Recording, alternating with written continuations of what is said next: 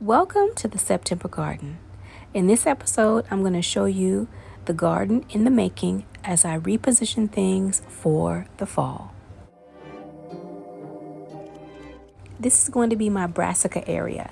I have several bags and pots that I've reconditioned so that I can sow them up for the fall. I've already sown some seeds. They have not germinated yet, but as soon as they do, I'll give you that update. In this area is where I've placed my peppers and my trees. My herb area is still going strong. It took it some time, but this sage is growing nicely. Not as big as it has been in the years past, but I'll take what I can get. The calendula, on the other hand, has seen better days. This area of the garden is a mishmash. I have everything from fruit, trees, to tomatoes. You name it, I've got it. I have to pull some things out, so it looks a little shabby right now. The greenhouse needs some attention. I have lots of pots that I've been rearranging, so I have a lot sitting in front of the greenhouse, but I will need to make some moves here. And I have another one of those garden spiders who just showed up. I'm going to have to rehouse him. In another video, I might show you guys me doing this. Look at that big spider. I just cannot. This is going to be the 5th one that I have in the garden already. In this container, I sowed some squash seeds and I have some beans left over from this summer. The squash looking pretty good. It's that time of the year where I'm going to let a few things go to seed. It does need some water, but the wind was blowing so hard that a lot of stuff has blown down. I did sow some flower seeds. As you can see, I have a couple zinnias here. My peppermint, some of it has died back, but there are some babies popping up. I hope you guys can see them. Look at that pretty pink. This comfrey is amazing. I've cut it back at least 4 times and it continues to bounce back. I am very much over the moon over my 2 fig trees. I have one, my Chicago Hardy, who appears to be putting out baby figs. I might get figs this year, but they have grown so well and I'm so excited. Hopefully, fingers crossed, these will survive.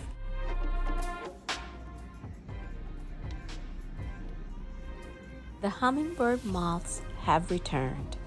If you're not familiar with what a hummingbird moth is, a hummingbird moth comes from the dreaded hornworm.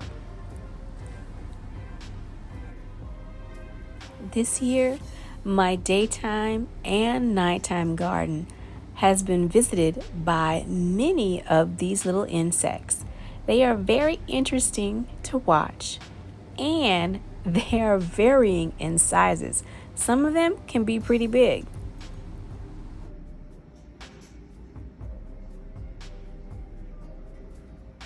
I've grown morning glories for years, and I don't recall ever seeing a hummingbird moth, but this year my garden is full of them. They also enjoy the moonflower. Now that flower I put in the garden about a year, maybe 2 years ago, and I've noted that they very much enjoy that flower as well.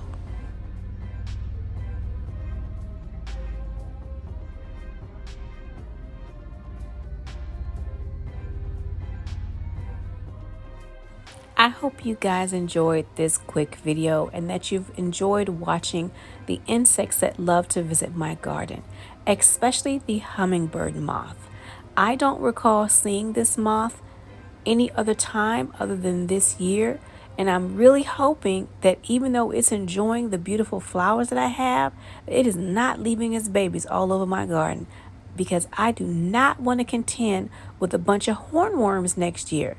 But it has been very interesting getting a chance to take a look at it while it comes and feeds.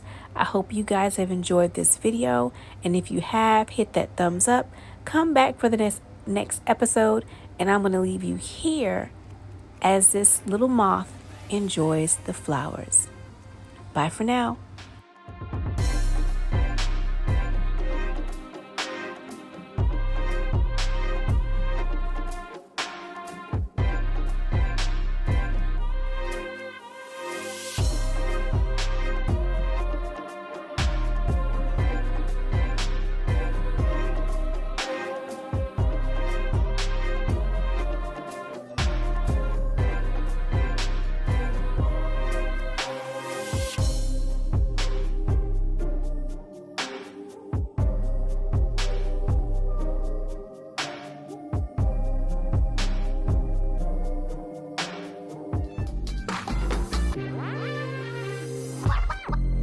Oh.